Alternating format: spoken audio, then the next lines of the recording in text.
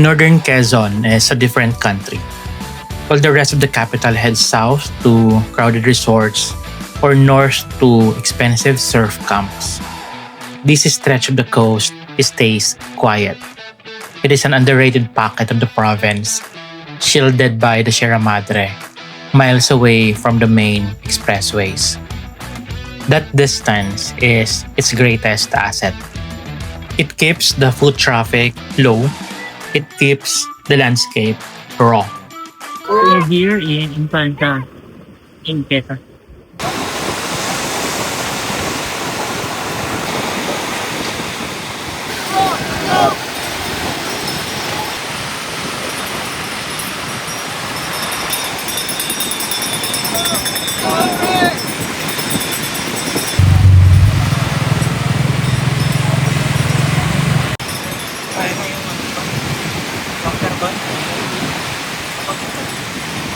This is our first time in Infanta. It is a quiet anchor of the REINA cluster, the contiguous border of Real, Infanta, and General Nakar. On previous trips, we crossed the same waters to document the isolated paradise of Humalig. Later this year, we plan to push deeper into the wild riverbeds of General Nakar and sail across the strait to the remote Polillo Islands.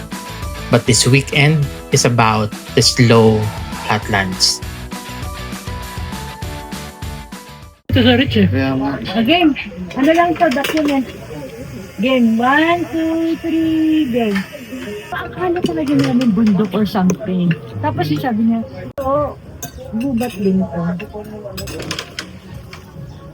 Sasawa, no? Sopa. We spent the first day doing absolutely nothing. We slept late. We woke up for a long lunch. There is a specific kind of freedom in starting a trip without a schedule. No rush to find the best angle. No race to beat the crowd. Just the slow, steady rhythm of the province.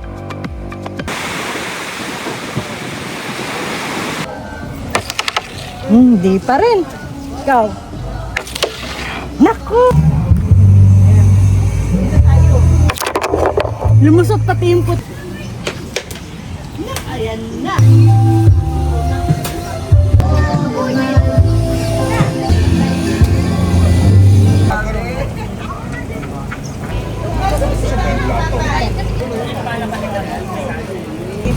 Mamaya ay may hirapan na tayo. Ay kahapon pa. Papahuli eh.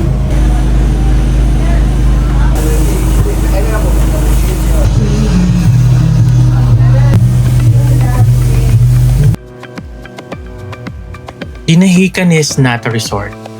There is no corporate polish here. No synchronized staff. No overpriced cocktails. The long stretch of gray sand is managed by local families and independent owners. It is personal.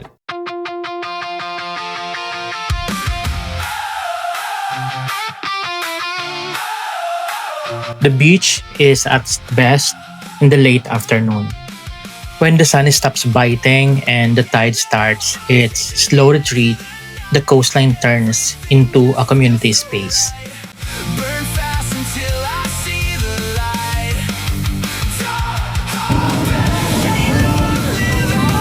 Growing up in Palawan, our home stood on stilts over the water. At high tide, the ocean lived right under our floorboards. I was an island boy. Now, living in the middle of the metro's static, the beach is more than just a destination. It is a return to a younger version of myself.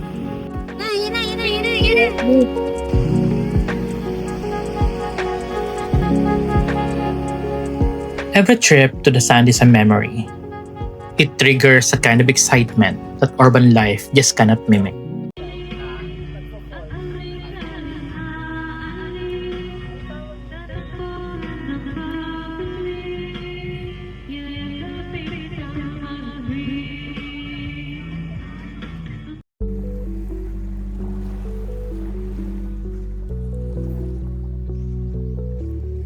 Yung guard, caretaker din ng may-ari ng...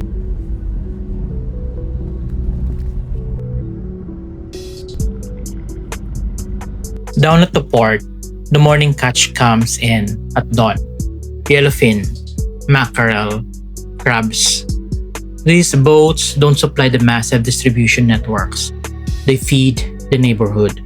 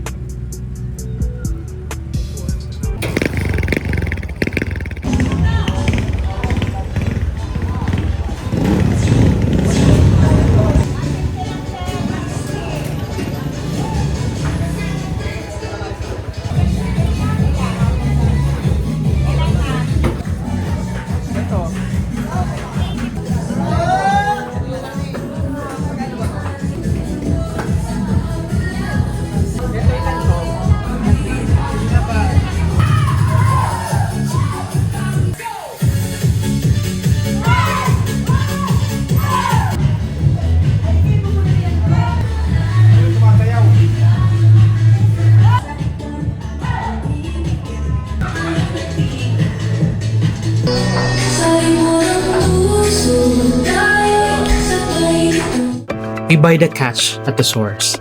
No middleman. Just the ocean, the boat, and the fire. The result is a meal that feels earned. Balik na kaagad tayo.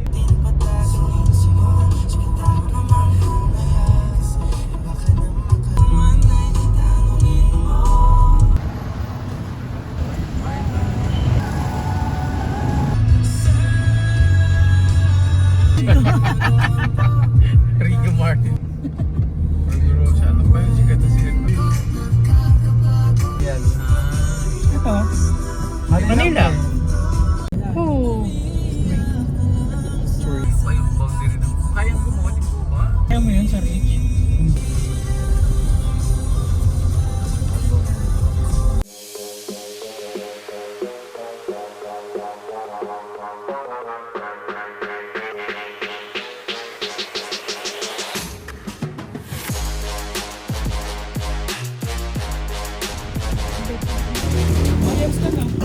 May lasa kung lang ka ba? Baka Yeah. hindi pa ho nauubos yung isa. Hindi pa. Talaga? Maghapon? Hindi po kaya. Kunti pa kasi, din na lang. kunti pa kasi ang turista. Mag-ice cream pa naman Opo. tayo. Pinakambunot. Wow! Thank you, kuya. Salamat din po. Moving inland, the Sierra Madre drops right into the sea. A short turn off the main road leads to Balagbag Falls. This natural pool is physically located in Real, Quezon, the neighboring gateway to Infanta. It is not a steep, dangerous drop. It is a series of wide, stepped rock formations. Shallow lagoons of clear, cold water, perfect for shedding the coastal heat.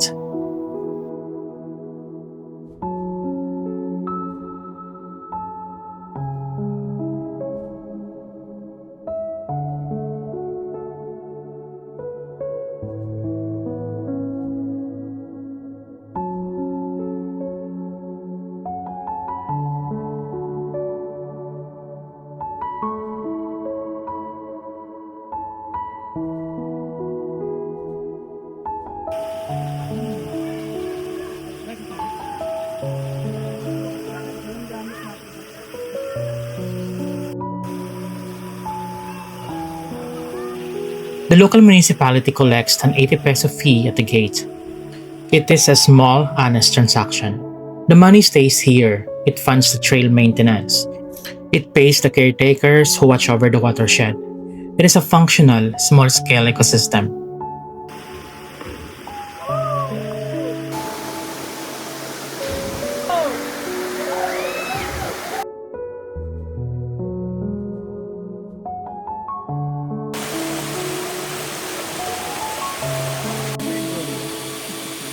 The roar of the water against the dark stone is loud. It drowns out the static of the wind. Dipping into these freezing mountain pools offers a physical reset. It is a quiet buffer, a chance to cool the blood before the inevitable drive back to the heat of the city.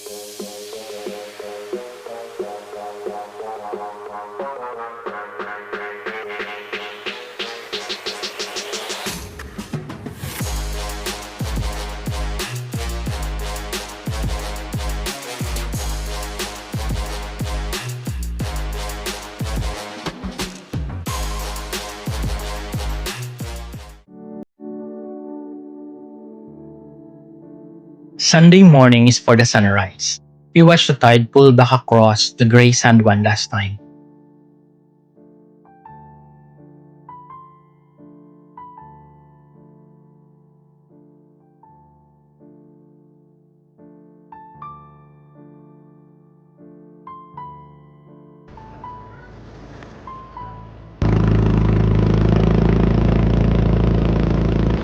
We're very fortunate to wake up early in the morning today to see the sunrise. So I had a lot of clips which I will be sharing with you.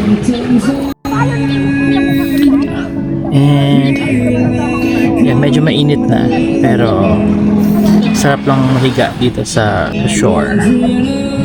Yeah, marami na rin naman ang naliligo. Let's see. There's a doggy.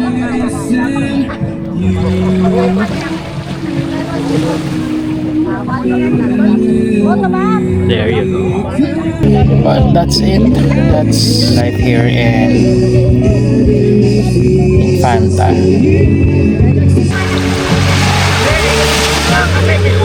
Ayun, maganda sa bulan ng ulap ang araw.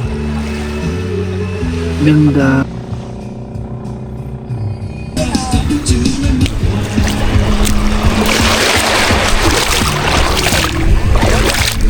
Habang may ulap na. Medyo madami ng tao.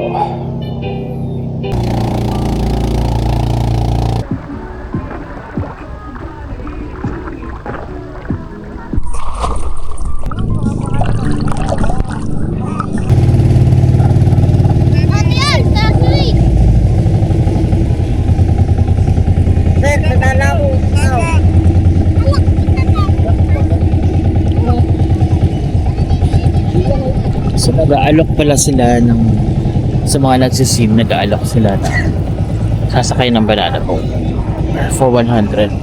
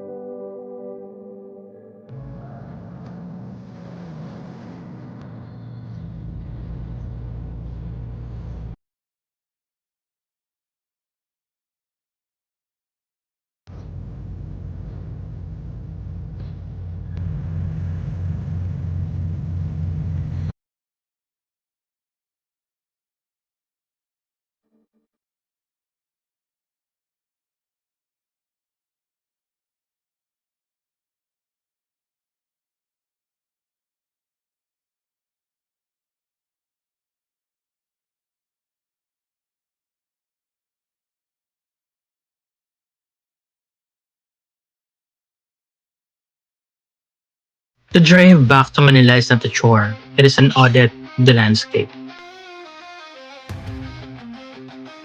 The Marilaque Highway is a sprawling, toll-free passage through the mountains. It is a favorite for riders and drivers because it is cheap and scenic. But there is a fever here now. A boom of new restaurants, viewing decks, and glamping sites climbing the hillsides. The road is becoming a microeconomy of its own. It is a transition zone, a place where the mountains and the city reach out to touch each other.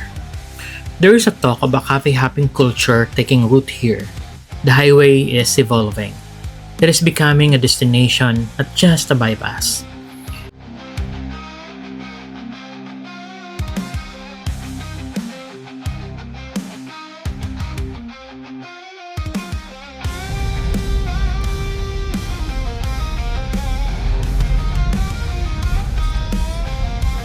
Ito yung kay Drew, di ba?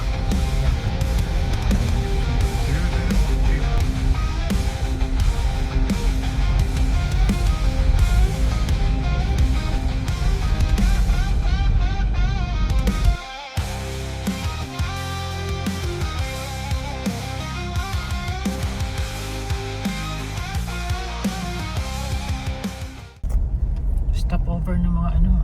Little Baguio yun. Stop tayo. Ah, Little Baguio. Stop tayo. Akya, may bayad pa tayo.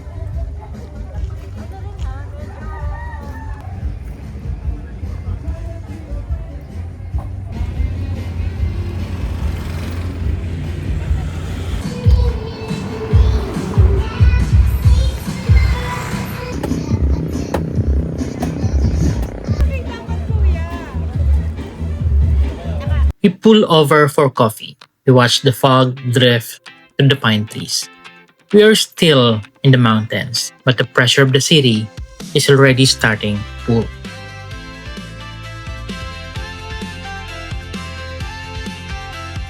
Day by day we push away, never stop, we find our way, move so fast, we make it last, chasing time, it's running past, we race the sun, no time to stray, burning bright, we light the day, through the fire, come what may, keep the rhythm all the way. The concrete skyline of Manila eventually crawls back onto the horizon. The smog returns. The brake lights form a red, pulsing line that stretches for miles. The escape is over.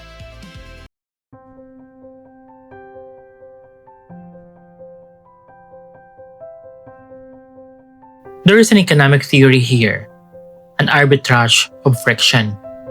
The travel industry wants speed, multi-lane expressways, tollways that bypass the landscape so you can arrive, consume, and leave.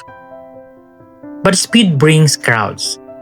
Crowds bring corporate capture, inflation, and over-tourism. Infanta's defense is the road itself.